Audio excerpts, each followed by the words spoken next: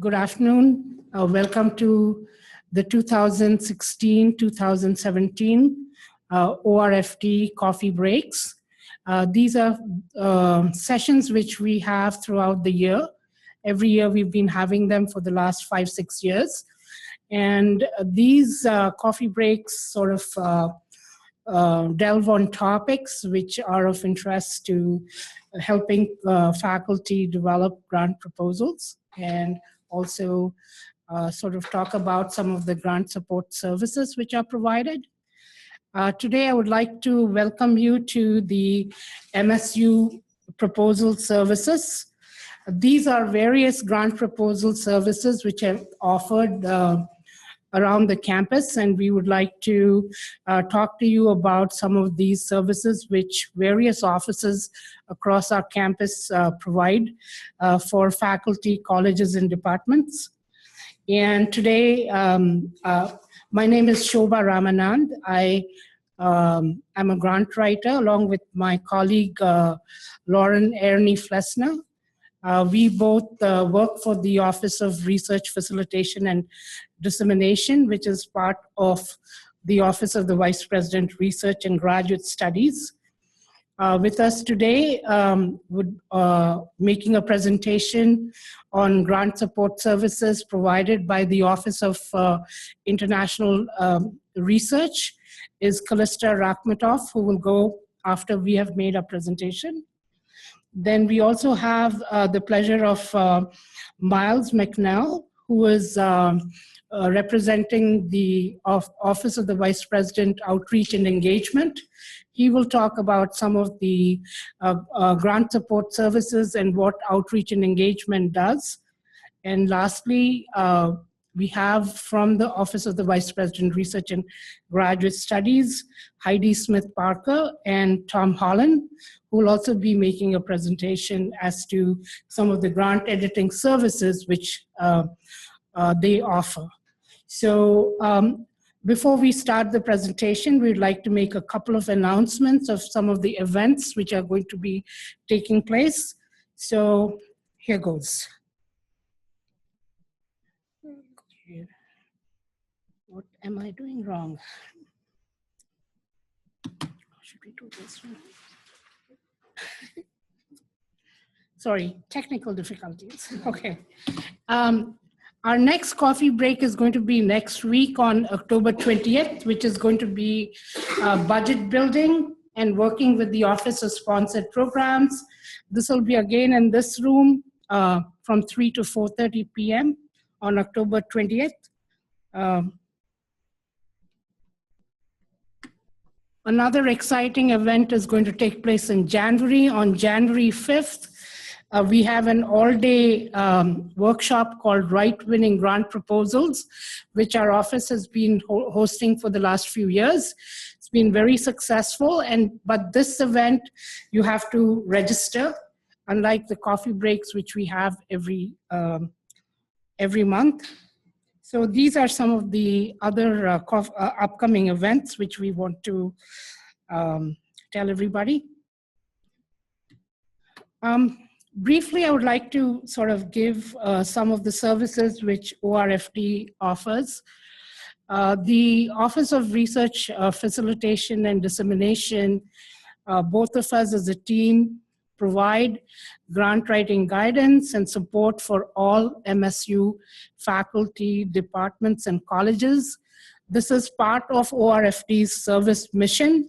So we provide these services free to anybody and everybody who comes through our door. We're always glad to help.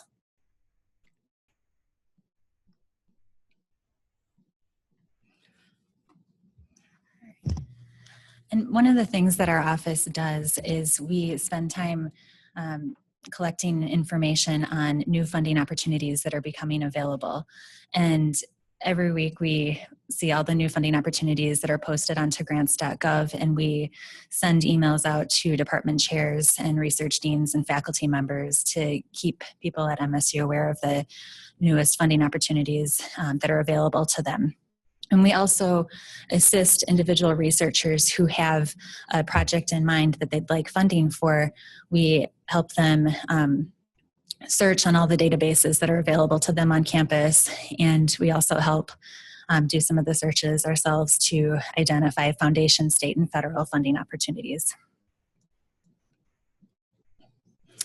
We have proposal preparation assistance services that we provide.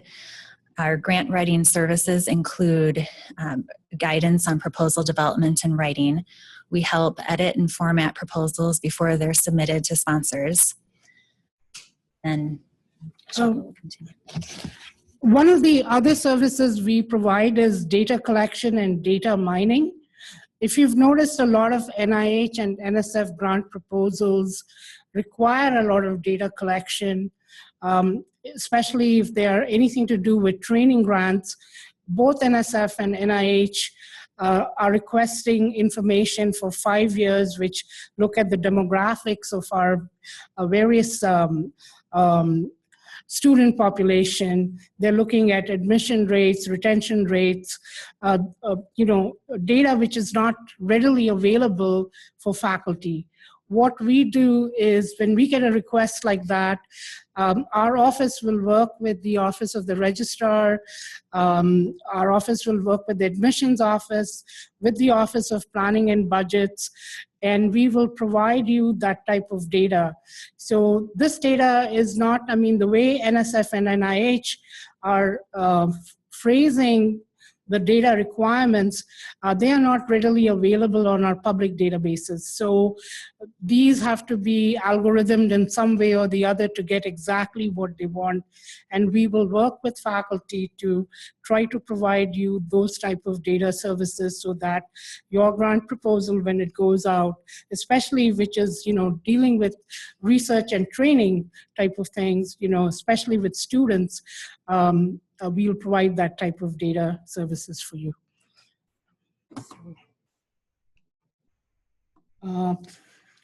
The other thing which we offer as part of the services in grant writing is that we provide templates and help write things like management plans, evaluation plans, MSU institutional capacities, postdoc mentoring, data management plans, data safety, monitoring plans, resource sharing plans, letters of support, other NSF and NIH federal agency supplementary materials.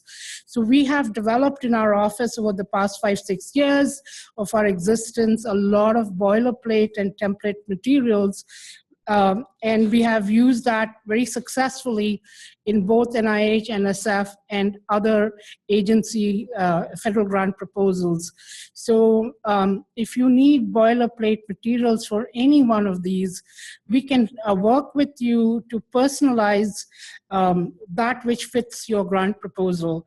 So for example, the evaluation plans, NSF requires something like, a logic model. We have a number of templates developed for logic models. We could work with you to see what best fits your grant proposal. And we've done that successfully with a number of NSF proposals. Also, NIH requires a lot of institutional capacities. We've boilerplates developed as to all the resources like, MSU, labs, departments, colleges, those type of boilerplate material which goes into the supplementary documentation.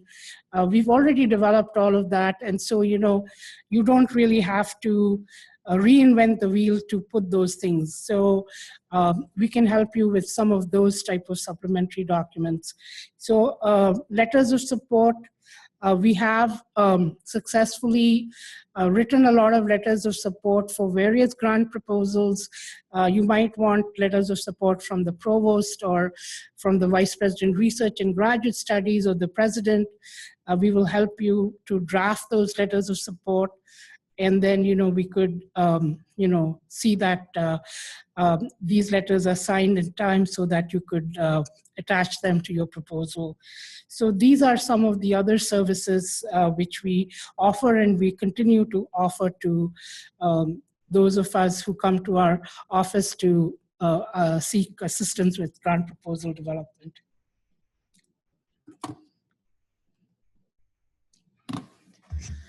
And then finally, our office will also assist PIs with developing budgets for their proposals.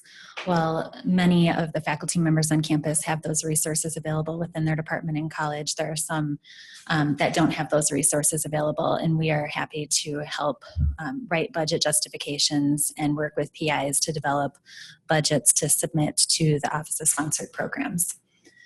We work with a lot of faculty who are involved in collaborative and multi-institutional grants. So another thing that our office will do is provide grant project management assistance, where we will work with the subawardees with your grant and make sure that they have turned in all of the documentation they need for the funding agency, as well as for MSU's OSP review. We'll assist subawardees in preparing documents for grants, and we'll work with the Office of Sponsored Programs to make sure that all of the budgets are compliant and meeting approval, and that all of the other documentation from subawardees are in. And then finally, we will work on completing and submitting e-transmittal forms for internal approval of grants. In addition to our grant writing support, we host workshops throughout the academic year. Each month we have a coffee break workshop. And to join our mailing list, you can either join our mailing list by going to our website, or if you haven't already signed in, before you leave, please take a minute to sign in.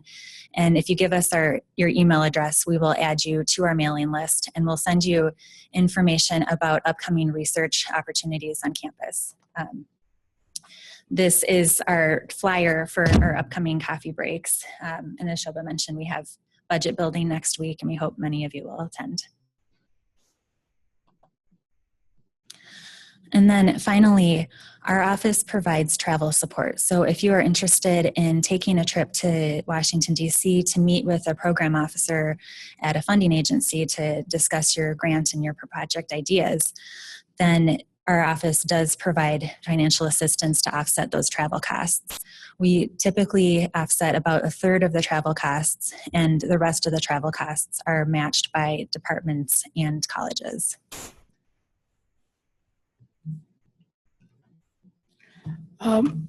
The best way to receive grant writing support from both me and Lauren are contact the director of ORFD, Lori Hudson, at ljh@msu.edu, or call our office at 432-4499.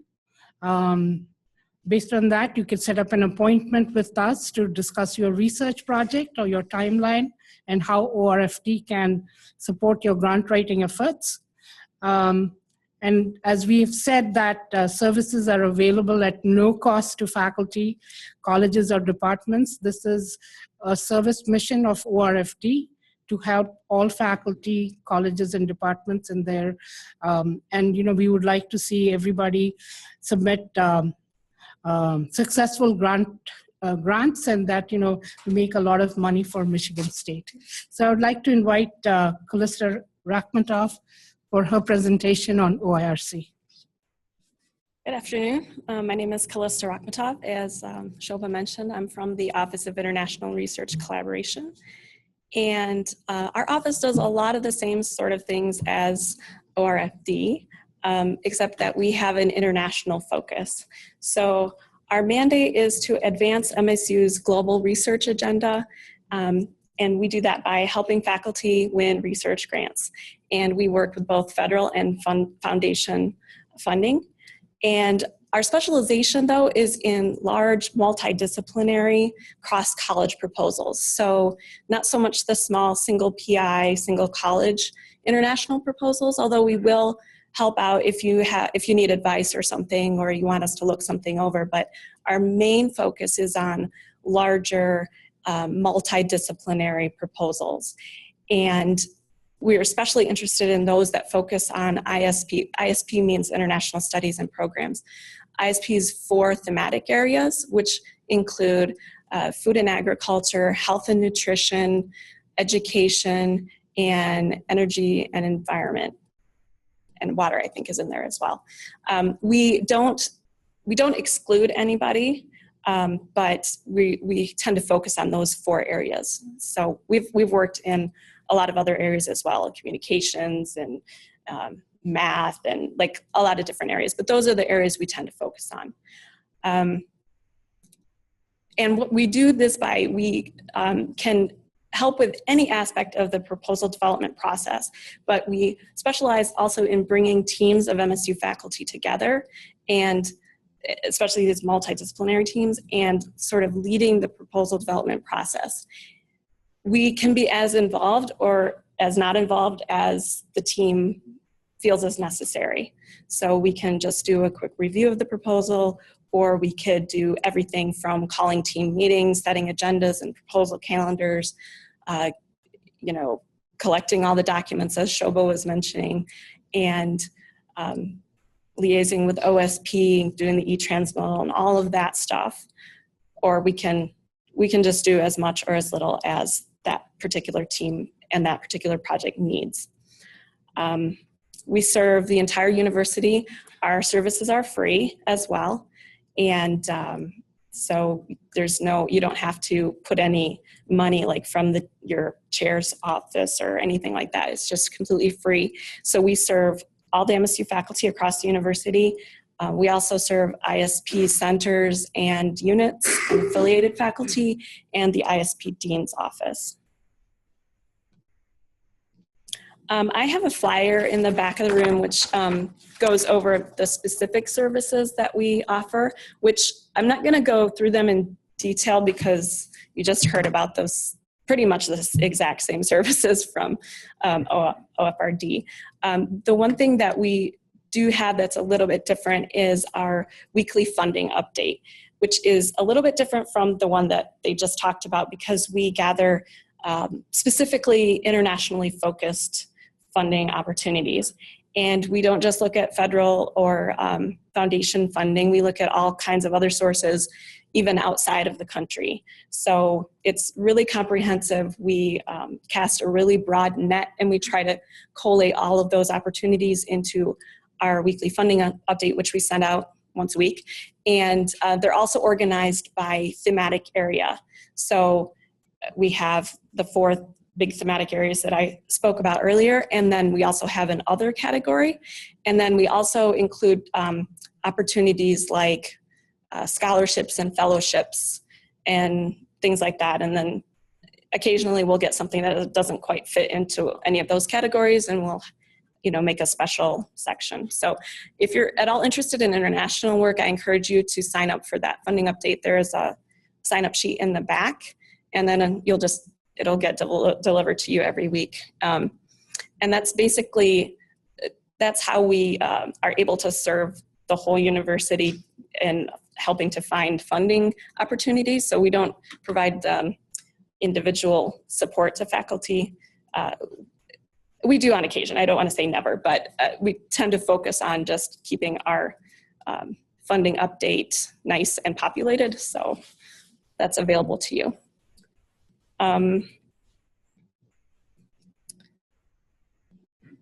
What else do I want to say about this? So the other thing that we do is we, about every semester, we hold 1 to 2 networking events.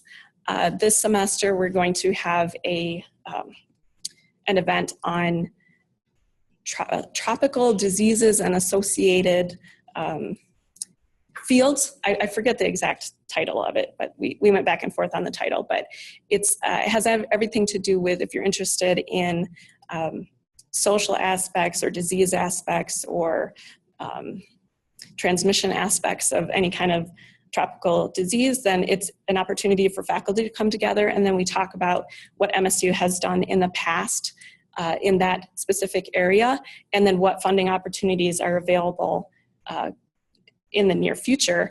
And then the idea is that faculty get a chance to network and explain what their exact research area is, and hopefully match up their research interests with not only other faculty, but some of the specific opportunities that are available in the near future.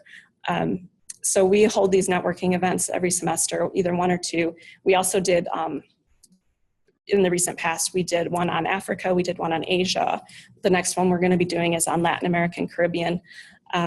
So that's another way that we help facilitate connections amongst MSU faculty. So I think that's pretty much it that I have. Okay, here's a slide with our staff. We have Karen Dillon, who works mainly on budgets. She does a lot of the budget work, and she also does proposal coordination. Sky McDonald is also another proposal coordinator. We have an office assistant, and we have me as well as a proposal coordinator. So that's all I have. I have business cards as well if you need them. And Miles McNeil is next. Hi, I'm Miles McNall. I'm from the Office of the Associate Provost for University Outreach and Engagement. And what our office specializes in is connecting researchers to do community-engaged research with community partners. So the mission of our office is to support MSU faculty, staff, and students in various forms of engaged scholarship. So in terms of those connections I mentioned, the first thing we can offer is locations for convening meetings with potential community partners or as your research unfolds. And we have several of these. There's the Detroit Center, which is on Woodward Avenue in Detroit, and it contains several conference rooms and classrooms for meetings. Also Youthville in Detroit, which has permanent research offices that you can have for the duration of your project if you're conducting research in Detroit, as well as meeting rooms. And in Lansing on Michigan Avenue, we have the Center for Community Economic Development, which has 2 conference rooms conveniently located near downtown. And although this is really not, I see my picture is covering up the last bullet point there. Although this is really not a location, it's a network in Lansing called the Power of We, a consortium, which is a network of community-based nonprofit organizations that provide a variety of services to children, youth, and families. So if there's a particular population in the Lansing area that your research intersects with, for example, refugees, then there are groups within the Power of We consortium that you might want to get in touch with, and we can help you with that. We also have partnership connections with a variety of different distinct populations in the Michigan area. Now, many of the members of our office themselves do community-engaged research and community-engaged teaching and learning throughout Michigan. And we've developed these networks over many years, and we're more than happy to share our connections with MSU researchers. So for example, the Julian Samora Research Institute is located in UOE, and it conducts research throughout the Midwest on Hispanics and Latinos. We have researchers in our office who have connections to the Michigan tribal community networks, as well as a national tribal research network that's focused on early childhood issues. I myself have been managing a partnership with the Arab American community in Southeast Michigan for 6 years now, in particular our partnership with the Arab Community Center for Economic and Social Services, and much of our work there has focused on human health. We have strong networks in early childhood programming, K through 12 youth programs, also the food systems networks in Detroit through Food Plus Detroit, and then Detroit Public Television. We also, like the other offices that just spoke, provide grant development supports, but to a lesser extent. Again, our main focus is on helping you connect with community partners. So we can offer boilerplate text that's really unique to our mission, focused on community engagement. So we can provide boilerplate text on outreach and engagement, broader impacts resources for your broader impact statements in your proposals, capacity building resources and potential network connections. In addition, our office offers consulting on website usability and accessibility, if that's a concern for your project, if you're putting project materials on a website. We can provide sample memorandum of agreement or memorandum of understanding with community partners in case that's something that's required for your project. And we can also provide grant proposal consultation and review, but only if it has a focus on community engaged projects. So we can look over and provide advice on your community outreach and engagement plans. We have decades of experience doing this kind of work, so we can provide that expertise. We can help you craft your broader impact statements. The one person in my office who really specializes in this area is Lori Van Eggeren, and I'll show you her contact information at the end of this.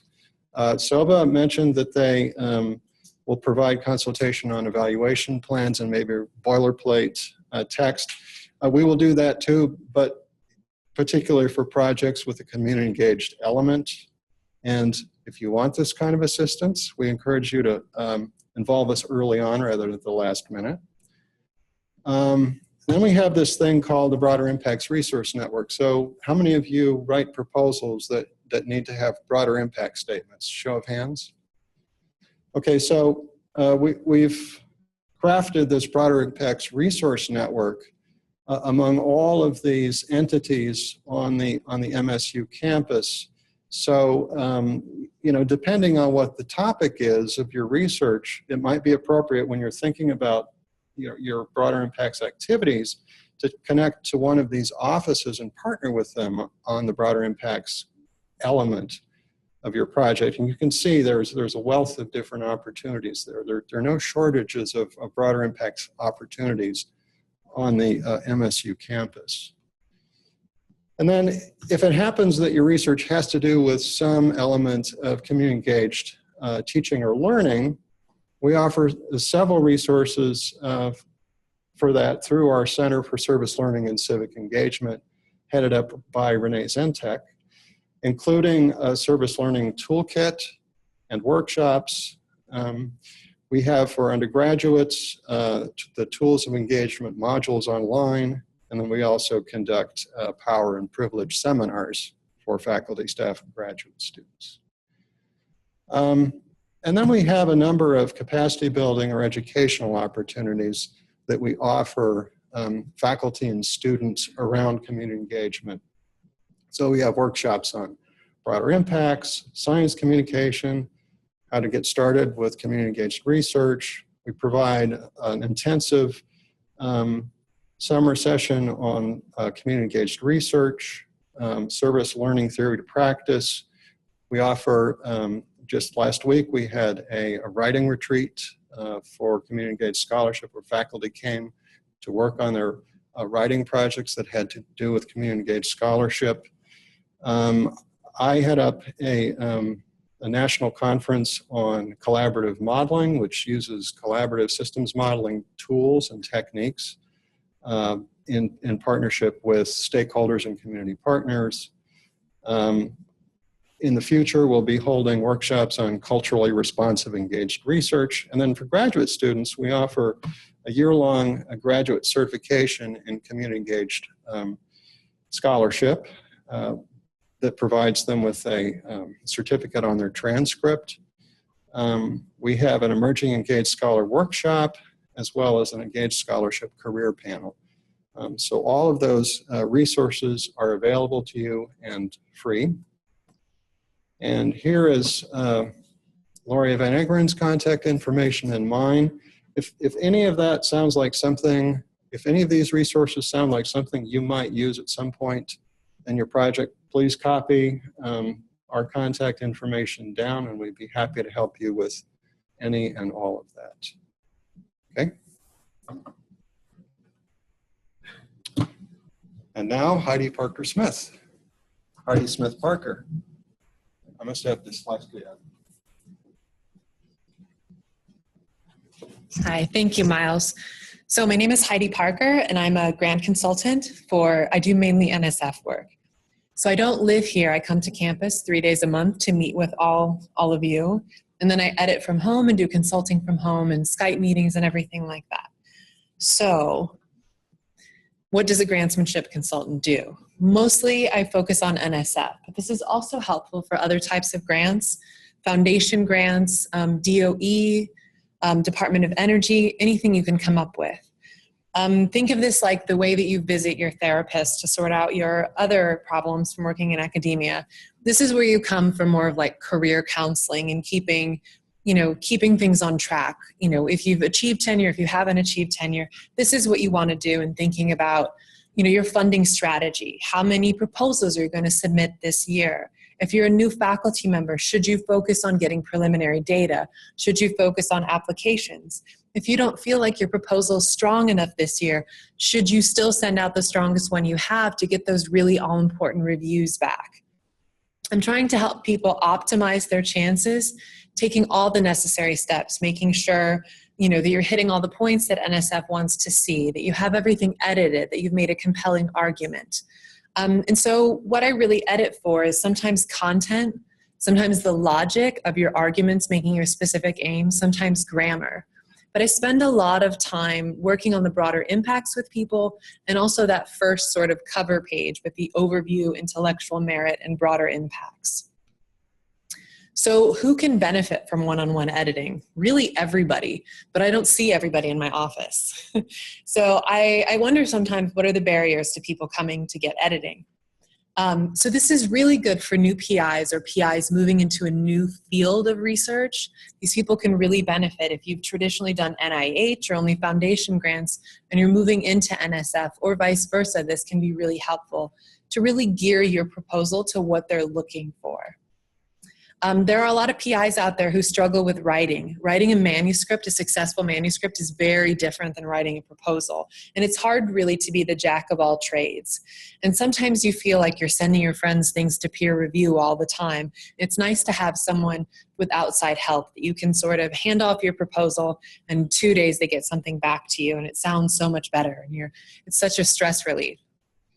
If you're on a tight schedule, or you have a fast approaching deadline, this can really alleviate the stress and all-nighters that you're pulling by really getting some feedback on what you're doing and making sure things make sense. This is great for people who are stuck in a writing rut or got their reviews back last year and were so angry that they didn't really read them, and now they're unsure how to incorporate them or if people will remember them. So it's great to sort of talk those things out. Really, I think everyone can benefit from editing. I think PIs have been getting funding for 30 years, but doing the same broader impacts. It's always a benefit to bring your proposal to the table and have someone take a look and give you the feedback. I promise you, with all these people up here, with all these resources, you're bound to get some really great advice. One of the biggest myths about editing is people don't think they need editing if they're good writers. Right? A lot of people are good writers, but they can still benefit from this. So I'm going to show you a sample from someone, I believe he's a really good writer, right? But it's very different to be a good writer and then to write something that grabs people's attention and makes a very compelling argument. So the most important thing is the first paragraph. Remember, this guy's a good writer. This is a good writer. And I changed a lot of things. You don't have to read it. It hasn't been funded yet, but I feel very strongly it will. And Bob Montgomery gave me his kind permission to be able to use this. But there are pages where there are a lot of changes like this. And this is really changing it from a well-written piece of prose to something that makes a compelling argument and grabs their attention, which is what you need. So even if you're a good writer, you can benefit from an editor. And if you write NSF proposals, what's really important right now are broader impacts.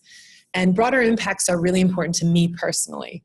So I wrote a blog for 2 years. I was involved in a video podcast on evolutionary biology for 3 years, which I can barely believe.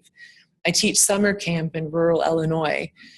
These are always things like I speak to Girl Scouts, different kind of groups. So it's something I'm very invested in. And I really like sort of creative types of broader impacts. So I want to talk to people, especially people just starting out or changing their broader impacts, about what do you want to work for you? What is true to who you are? What are you excited about doing? Not everyone needs to go and give a public talk. If you don't feel comfortable in that, that's not the realm that you need to speak in. So I like to help PIs sort of design and implement their broader impacts. And since I've been here, which hasn't even been a year, but since I've been here, I've been working on establishing connections. And a lot of it is through Lori Van Engren, who's helped me make a lot of these connections at MSU and at Greater Michigan. And so it's really important to highlight certain points in each outreach section within broader impacts. So some examples of what I've helped people do. So there's a project on clean water access in Uganda. And one easy thing that you can do is everybody has friends with other talents. And this woman found a friend who is an artist who created a coloring book and a worksheet book. And this activity book goes to local children. And it has, information about her results in there. But this is a deliverable that is a book that can be printed out as a PDF. And you bring these to the villages and you hand these out to children. And it's a great outreach because it's benefiting the people that she's researching anyway. So that's one that's really great. I'm working with someone in materials science, pairing with MSU's Women in Engineering undergraduate group. And they're developing sort of learning modules for K through 12 content. So that's really great. It's also one of these, like, you don't need to spend 100 hours a year. You just need to spend maybe 5 hours at the beginning to develop this content. You can get your grad students and your postdocs involved. And then this content, they go and deliver this to K through 12 students. And it really starts to go on its own. And the next year they can keep the same program. And in 2 years, when you apply for a different NSF, you can change up the program. But in your proposal, this begins to be, this PI has shown a commitment to K through 12 education, has been involved in this. Like, you want to create a record of outreach. Also, as a human being, you want to create a record of outreach. Like, besides your academic legacy, this is a really nice legacy to have. I also have strong contacts at the museum here about developing exhibits. And it's something they're very excited about. If you want to do this, you need to plan very early. And here's a list of just some of the things. I do want to point out Julie Fick is this K through 12 sort of wizard, educational outreach specialist at the museum. She's just an incredible resource to sit down with and take a half hour and really figure out, how does your research translate to K through 12 students? There's the MSU Science Festival here, the 4-H Children's Garden. MSU Extension is a really underused sort of resource, and they have connections with people that you can never reach. They have connections with people in the Upper Peninsula that they've had for 50 years. And they can reach these populations and find the groups that may really benefit from your research or be involved in your research. Also, they have the planetarium here, the Women in Engineering undergrad group. There's an engineering summer camp. There's a bug house here. So there are tons and tons of resources. And what you'll see today is there's a lot of overlap between what other people do. And so find what works best for you and utilize those resources. I've never seen a university that puts this much effort and manpower into helping people get funding. So as far as, everything to get your proposal off the ground and running, everything's here. You really just have to come in and utilize these services. And between all these people, there's so much experience and knowledge and, just incredible talent that it's just a waste if you don't come in and use it. So, yeah. So with that, I want to introduce Tom Holland, NIH consulting superstar. We know that part. But I am going to play dirty in order to help you win.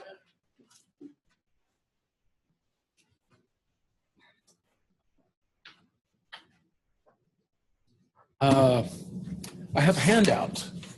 If you didn't get it, Jeff, would you pass them out to anybody who raises their hand? I want to echo something that Heidi just said. This university is like an oasis in the desert in terms of giving grant support to people. Before I came here to work for MSU, I was self-employed as a grant consultant for more than 10 years. I've talked to professors all over the country. And the typical story is that their university will... Okay, sorry. The typical story is that our university will spend some money once a year or twice at the most for a grant consultant to come in and give a day's course on grantsmanship, and that's it. you are on your own. MSU is very different. They have all of this grant support. They really want you to win. The Office of the Vice President of Research and Graduate Studies, led by Steve Shue and Corey Washington, really do understand that it's a lot harder to win grants than it used to be. And they are trying, through the services that they offer, to help you. So please make use of them. And I'm going to follow in Heidi's footsteps today by following her great example of editing. And I'm going to show you one more. And why did I title it this, Need an Engineering Grad, Willing to Play Dirty? Well, I did that because of a professor I heard at a grant conference. Let's see if this thing will work. So I was at a grant conference and the professor was speaking to the audience. They said, I don't like it when people get their grants edited. It's unfair. So let me see if I can explain why it is that someone might not like it if you have the temerity to get your grant edited. Because of my definition here, editing is about making your wonderful work impossible to ignore. So you win the money instead of somebody else. You notice that my definition of editing doesn't have anything to do with English. Nobody in our offices cares about your English. Lauren doesn't care, Shobha doesn't care, Callista doesn't care, none of us care. What we care about is that you win. And that's what we're trying to do for you. We're trying to add our contribution to your great work so that you win instead of somebody else. And we all know there's not enough money to go around. So this is the second example. This is your handout here. This is before and after. So I was the editor on this. And this is the work of Jae-wook Jeong, who is a professor in Grand Rapids at the medical school there, College of Human Medicine. And I was assigned to be his editor. We did some talking over about his work as we were getting started working together, and we decided that it would be a good idea to put on his specific aims page, it's sort of like a one-page abstract, this figure, which makes it clear what he's trying to do. He's giving you here the difference between a fertility and infertility caused by the loss of a single protein. And you can see where the protein fits into the pathways. So this makes it a lot easier for the reviewer to understand what's going on. And the whole point here in this page is to grab the reviewer's attention. So as an example, I'm going to discuss what was done here, and it's for the purpose of making one point, that all the changes I made were not about English. No one cares about your English. The changes were made in order to help people win. So here on the this before page, as you see, he's crammed in a lot of text. And what I wanted to do was to pull out some of it to create more white space, because I knew that the moment the reviewer saw it, if there was white space on the page, it would look easier to review. That would send a signal to the reviewer, oh, this might not be too bad. And let me tell you who your reviewer is. People tend to think that their reviewer is somebody with a cup of coffee in their hand at 10 o'clock in the morning and they're wide awake. Well, that might be true, but often enough it's somebody who's propped up on pillows in bed at 10:30 in the evening because that's the only time they have to read your grant. I know professors here at MSU who read grants in bed. I've met people who read grants with alcohol in their system. I've met people who read grants when they're in a filthy mood because they read the grant of some other person and it was awful and they resent spending their time on this stuff.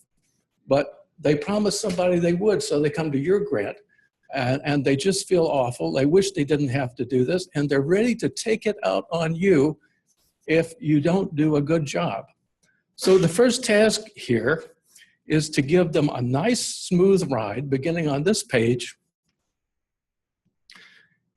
and to make it as interesting as possible so that when they get to the bottom, they say, this might be a winner. I'd like to know more about this. If I can get them to the bottom of the page and they want to know more, then I've done my work on this grant. So I've got to figure out a way to make up some white space here and make it look a little easier to review.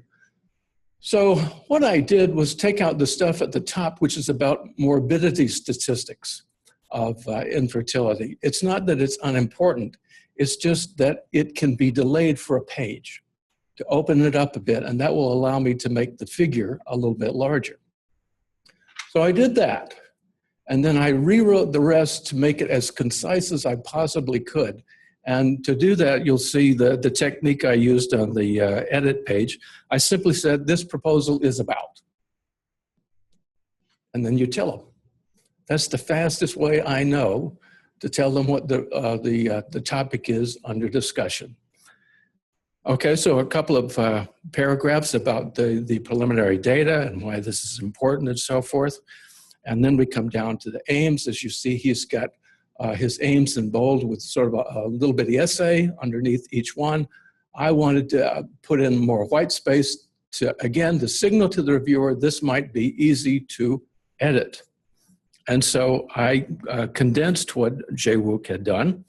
And then down at the bottom, Jae-wook has his view of what this grant is all about. And I had a different view, and I gave him a 2-sentence summary of what I thought would help him sell the grant. And so now he has his bottom paragraph where he's summing up his grant, and he's got my bottom paragraph as an alternative that he can consider. And so ultimately he chose to go with mine. And so this is the idea of editing. As I say, it's all about doing what we can to help you win. Nobody cares about your English. So did this work? I brought this one because this is a grant that got funded this year. So we had to try twice. First time, he ranked in the 26th percentile.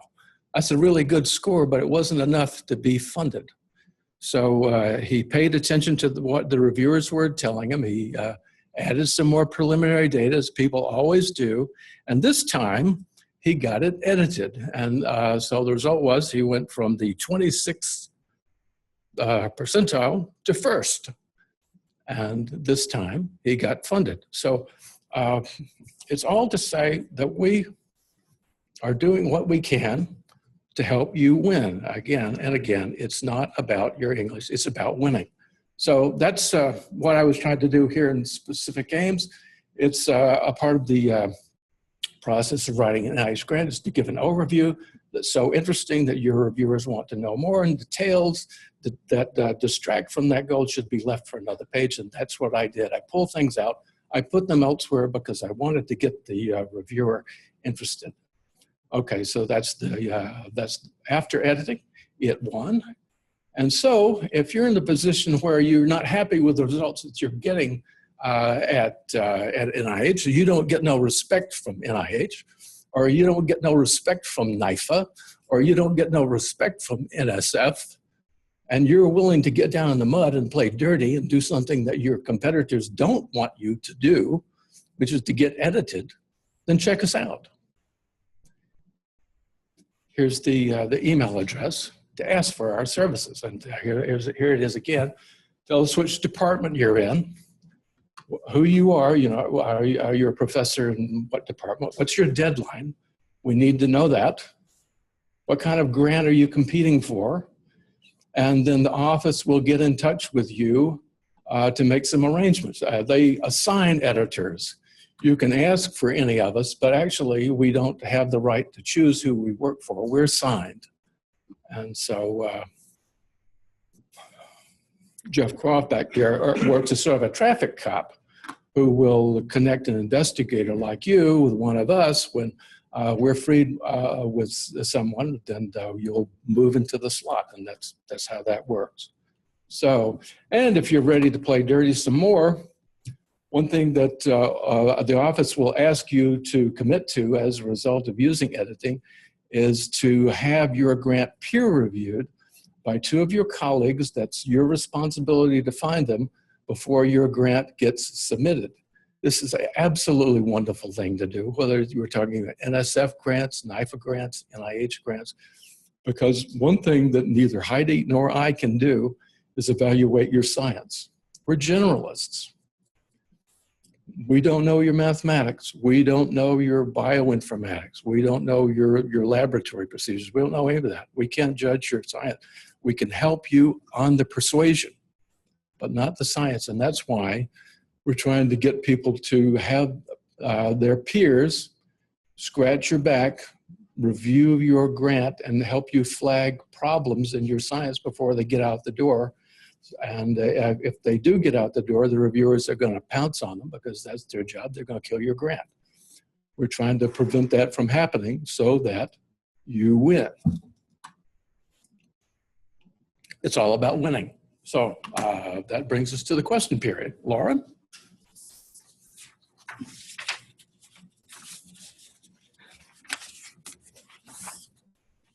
Is that okay?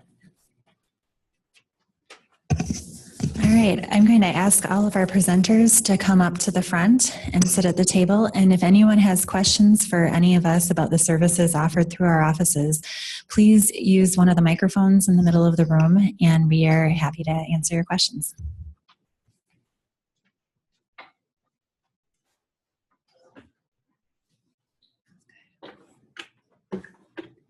Yes. May I just speak up? Or are you? There are a few people who are joining us by Zoom. So they're zooming in. So I'd like you to speak at the. Well, I just started this semester, so I'm very new and so on, although I had some grant attempts before. So could you describe typical workflow? I mean, how much time it takes, how it bounces back between investigator and one of the editors, how it basically works in practice? You want to do that one or Sean? So it sort of depends on where you are. If you come in and you just have an idea, that's very different if someone comes in and they have a draft written. So from the point where you have a draft and a good idea of your specific aims, preliminary data, and you know what you want to do, from the point you have a draft and it kicks back to us, some of it depends on how much work is needed, right? Whether it's 10 hours of work or 20 hours of work. And that would go back to you then. And then some people need, you could incorporate those changes and then send it again if you need, or talk over the edits or comments that we've made. And sometimes it goes a second round. Sometimes I've gone a third round. But it really depends on the individual grant and how much work it needs and what state it's given to me or to any of us in the beginning. I'd like to add to that we can do more for you if you come to us early. This is all we do. We know a lot of writing tricks that you have no need for because you've got other responsibilities. But we've been doing this so long, we've seen a lot of things that work that you may never have even heard of. We can do more for you in helping you win and applying what we know if you get to us early. What happens a lot is that people will come to us when it's a week before their deadline. And that means that we're under time pressure too, and what we can do for you is very limited. We'll do our best, but we can do more if you come early. Yeah, I would like to second what Tom and Heidi have said, but on many occasions, it has happened that faculty. In the grant writing world, we do know that most often it is, the very last minute, a lot of people, request our help. Both me and Lauren, many times we have helped people, even if they have come to the very last minute. I just wanted to add something which Tom had said about in his presentation, that we might not know the science, but what happens is that we have read so many proposals by now. I might not know specific science, but as a person who doesn't know your science, if the proposal doesn't make sense to somebody who doesn't know anything about your science, it's not clear, then you do have to rewrite. And we've been pretty blunt about that. So, we do take that type of a perspective. So even if I do not know your science or Lauren doesn't know your science, but once we read it, and if it doesn't, stand out or, a lot of confusion for us, then pretty much you can be assured that people who do review probably have some of the same doubts. So, it's always a good thing. We could provide that perspective too. Want to say something else? I just had something here. Sorry. You also have to keep in mind the OSP deadlines. So we're also constrained by those. So their deadlines are, I believe it's 3 days before the proposal is due. The final draft has to be there.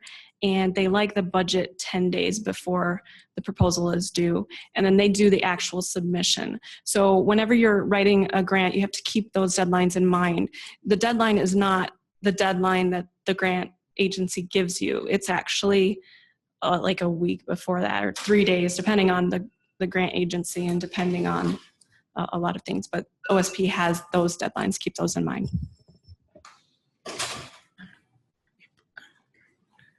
All right, so you are probably aware that there is an NSF due date on the 20th of this month coming up for a lot of the things in engineering. So would you suggest that even if, I guess it would be better to send it to you and have you tell us there's no time than for us to decide there's no time and not send it? Is that a correct statement? Because with NSF, for example, we submit the proposal ourselves. OSP does not. They just release it. So even if I get input 3 hours before the proposal is due, you can still do something with that proposal before you submit it. Is that a fair statement? Absolutely. If our office has the bandwidth to help you out, we will try to help you out even if we're under a very constrained amount of time.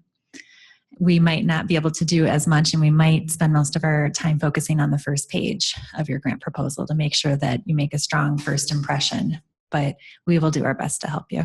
Yeah, I do second that. We've done that on a number of occasions.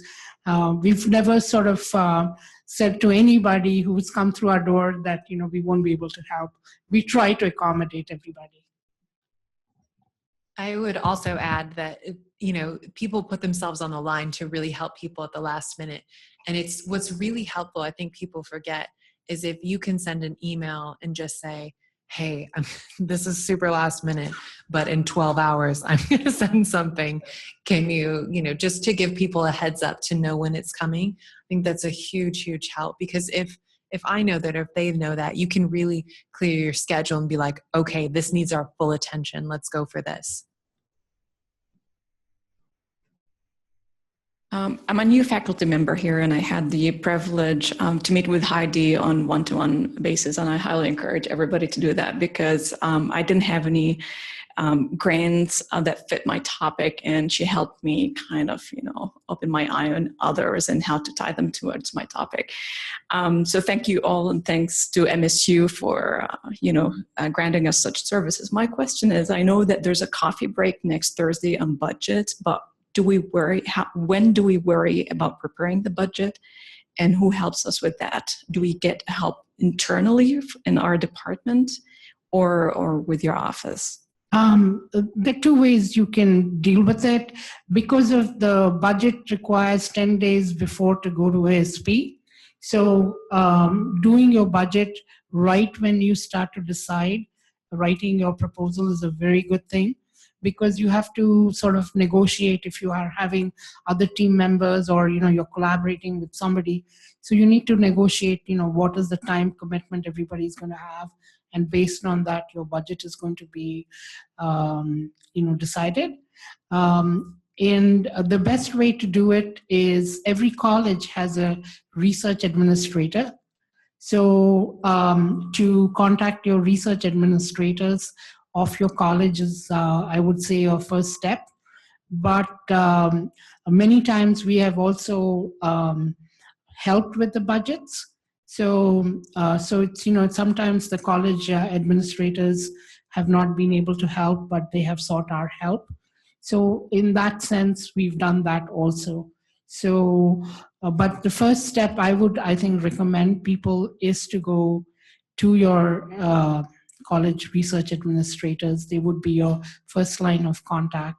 And of course, we also do the budget help, but they have more resources at their disposal in that sense. But then, getting on, once you decide, it's best to do your budget as soon as possible.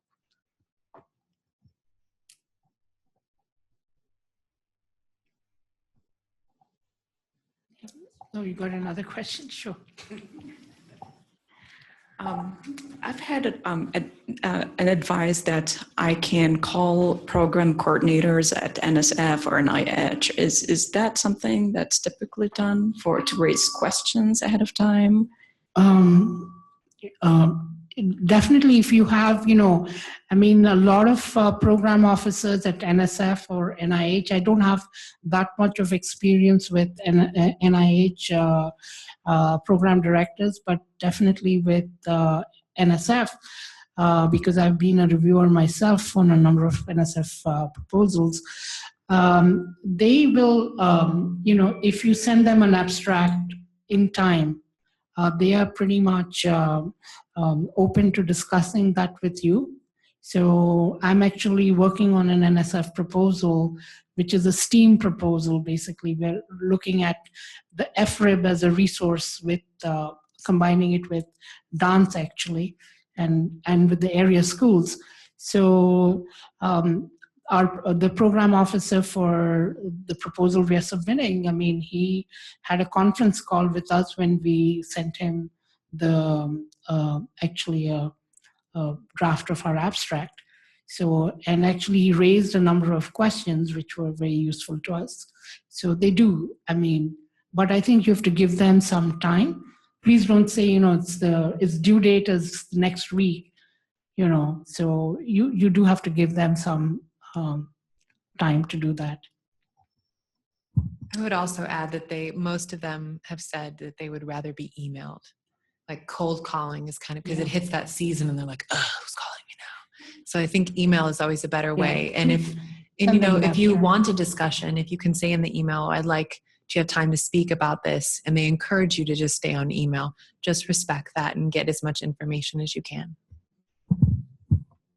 I have a question coming in from one of our Zoom participants asking, are the resources being discussed today by the presenters available only for the bigger $1 million grants, or can you assist with something smaller, say 5,000 to 50,000? So maybe you could all speak to that as to what you tackle. I know it does have somewhat to do with your bandwidth in your office, but maybe you could all speak to that. As Melanie said, it all depends on bandwidth, but we as in ORFD have, though, we would like to work on the big grants, but we've never said no to any small grant. We help everybody who asks for our help. So we do not distinguish between a small grant or a big grant. We try to help everybody who requires our help. I would say the same thing is true for our office. Size does not matter, and sometimes little things lead to big things later.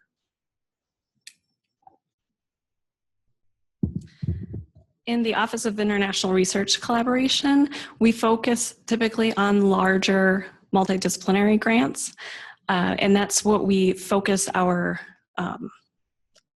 most of our service on.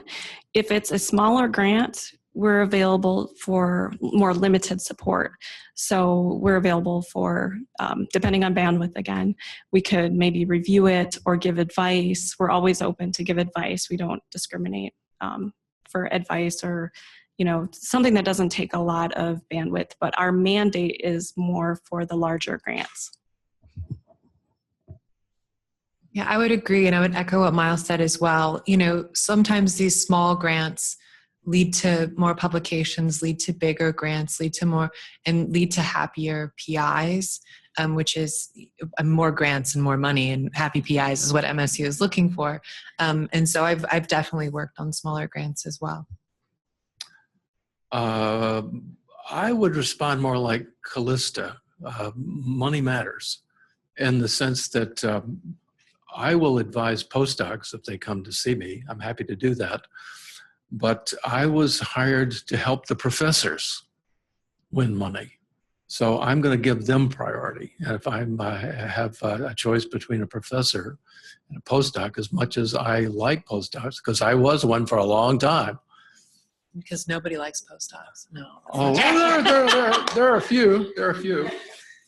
I'm going to help the professors. So yeah, there is a priority in that sense.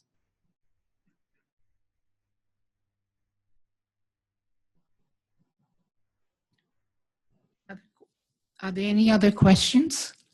One thing I would like to emphasize is that no matter how small the grant is, but if it involves data collection and data mining about some of the demographics about students, etc., a lead time is usually very good. I remember a few years ago, there was an NSF IGERT proposal, which was supposed to be going out on Tuesday. One of the PIs contacted me on Saturday and asked me for data for 15 departments at Michigan State. And I spent, don't ask me how many, my Saturday and Sunday, and still, obviously because the timeline was so short, there were a lot of data gaps which we couldn't fill. So those are the scenarios which I dread in the grant writing world. But if you do need data, if you give us at least 15, 20 days in advance notice, we would try to, the tables which you have to do for NSF, we would try to, or NIH, we would really do a good job about that. So that's the only thing I would like to sort of emphasize. I have one thing else I'd like to say. I think somehow our remarks passed today and no one said that when you win, that thrill that you feel when you win, we feel too. There's not a person up here who doesn't get a thrill when you win, because this is what we do all the time. And we've known losses just like everyone has, and we're disappointed. And when you win, we love it. So don't think we're indifferent. This is not a service of indifference where we just run through the motions. We get to know you, we like you, we think you're doing great work, we think it deserves to be funded, we want you to win, and we will get a thrill just like you will. So check us out.